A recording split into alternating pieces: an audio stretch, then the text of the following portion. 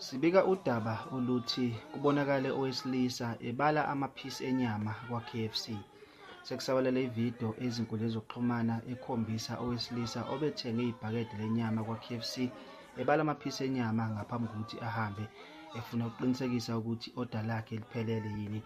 Kule vidiyo kubonakala lo mlisa ebheka kahle ibhakede lakhe lenyama ebala izingcezu zenyama ngaphambi kokuphuma esitolo, into-ke edale imibono eyahlukene emphakathini.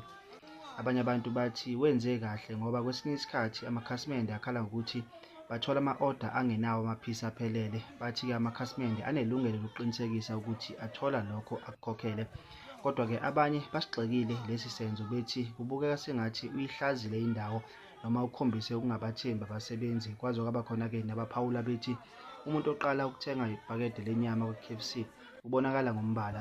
Siyafuna ukwazi ukuthi ngabe kuthini ukuphawula ngalolu daba.